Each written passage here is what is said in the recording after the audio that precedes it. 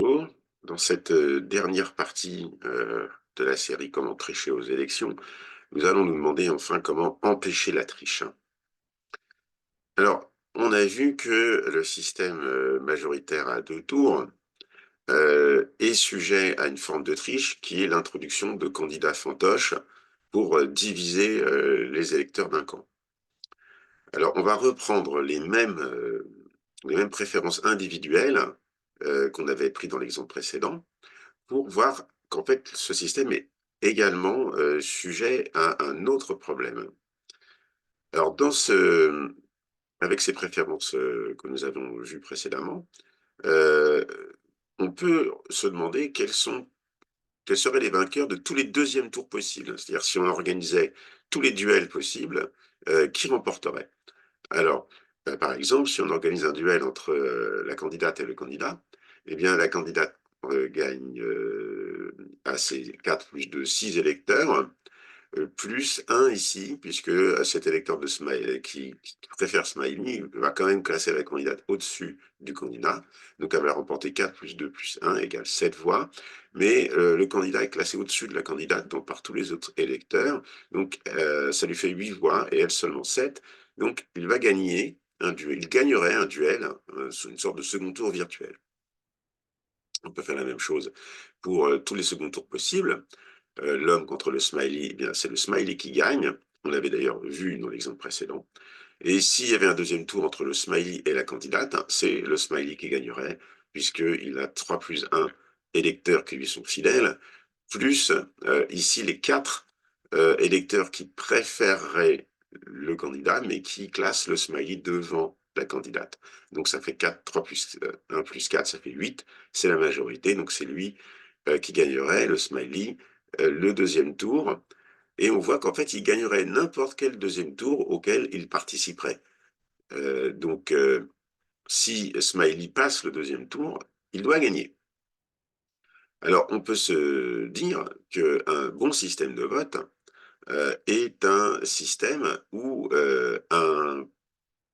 un candidat qui gagnerait contre n'importe quel autre au second tour, c'est-à-dire dans un duel, doit être élu. Eh bien, on voit que c'est pas du tout le cas du scrutin majoritaire, à 2 tours puisque, quand on a organisé le scrutin majoritaire à 2 tours en tenant compte de ses préférences individuelles, eh bien Smiley était éliminé, au premier tour puisque, au premier tour, il n'a que 4 électeurs, et alors que, la femme en a 6 et l'homme en a 5. Donc on voit que, eh bien, ce système majoritaire à 2 tours, il a 2 problèmes. Il a le problème de l'introduction possible de candidats fantoches et également le problème, qu'on vient de voir qui s'appelle en fait le candidat Condorcet. Donc un candidat Condorcet, c'est Smiley. C'est un candidat qui gagnerait n'importe quel, deuxième tour, mais qui est éliminé au premier. Alors, bien sûr, j'ai choisi les nombres ici d'électeurs pour chaque préférence afin que le problème se pose et on peut se demander si c'est purement académique ou si ça a de grandes probabilités de se produire. Bien, je pense que ces 2 personnes-là, ont une petite idée de la réponse à la question. Puisque selon alors évidemment, comme on ne peut pas organiser les deuxièmes tours, réellement, il s'agit de sondages, hein, mais selon tous les sondages, l'un comme l'autre aurait remporté, le deuxième tour face à n'importe quel candidat, mais se sont trouvés éliminés au premier et ils ont sûrement, ensuite profité de leurs vacances pour, méditer sur les œuvres du marquis de Condorcet qui, a, envisager ce problème et à réfléchir à ce problème déjà, au XVIIIe siècle et j'en profite pour vous puisque bon, c'est le j'enregistre cette vidéo quelques jours après le décès de Robert Badinter, j'en profite, pour, signaler, l'ouvrage des époux Badinter consacré à Condorcet, qui est un excellent ouvrage, qui est à la fois savant et passionnant. Ça se lit comme un roman, on s'en lit pas du tout. Donc je vous invite à découvrir la vie de cet intellectuel en politique à travers cet ouvrage qui est disponible en livre de poche. Mais je vous conseille le plus grand format si vous avez des problèmes de vision, parce que les notes de bas de page sont vraiment écrites en tout petit. Donc sur un plus grand format, c'est plus lisible. Alors, donc ce système à deux tours, il est problématique pour ces deux raisons. Donc on peut maintenant se demander, est-ce qu'il y en a un meilleur? Est-ce qu'on peut trouver un meilleur système qui permette euh, d'échapper à la fois au problème précédent, à l'introduction d'un candidat fantoche, et à ce problème du candidat Condorcet qui peut être éliminé?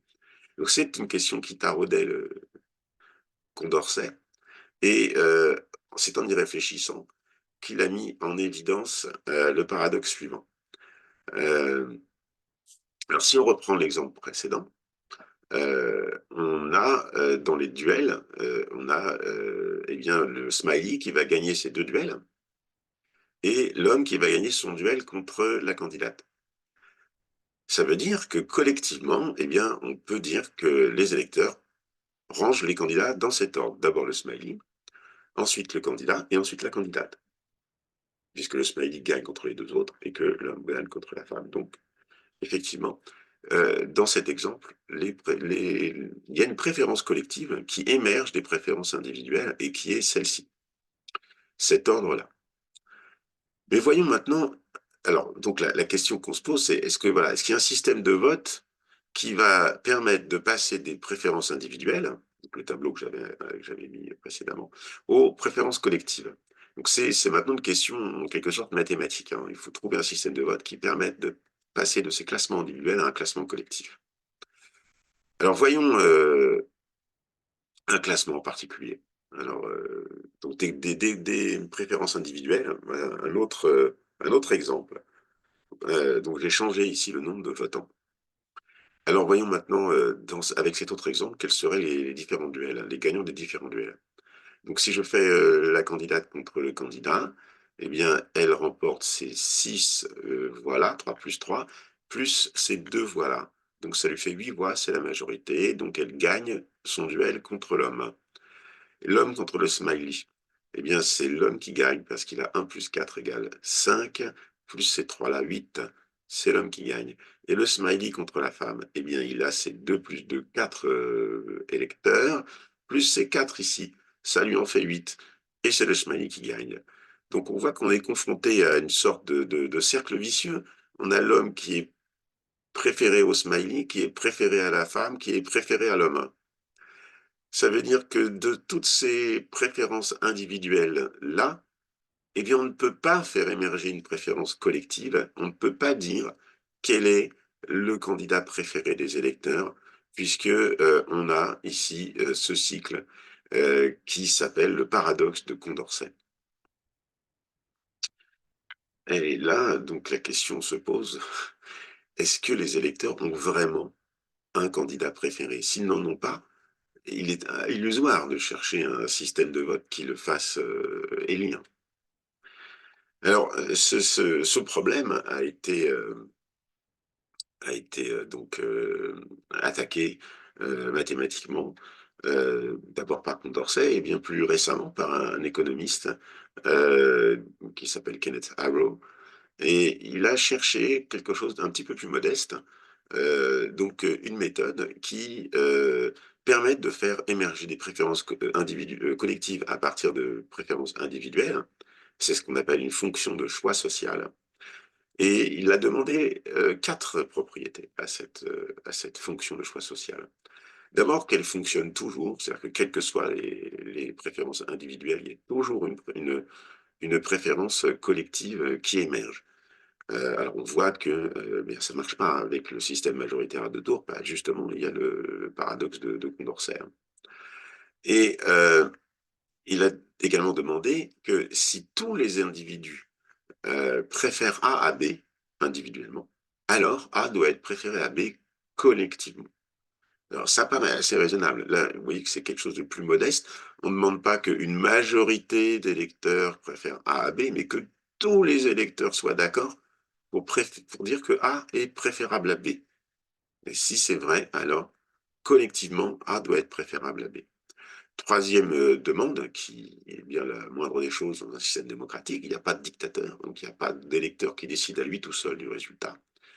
Et enfin, quatrième demande, que le classement collectif de A par rapport à B ne dépendent que des classements individuels de A par rapport à B.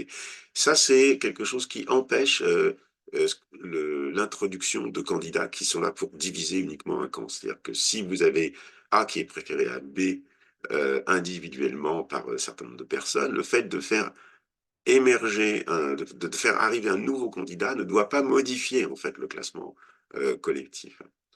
Eh bien, Haro a démontré qu'avec avec ces axiomes-là, eh bien, il n'y a aucune méthode qui remplisse en fait ces propriétés. Donc, c'est ce qu'on appelle parfois le théorème d'impossibilité d'Arrow.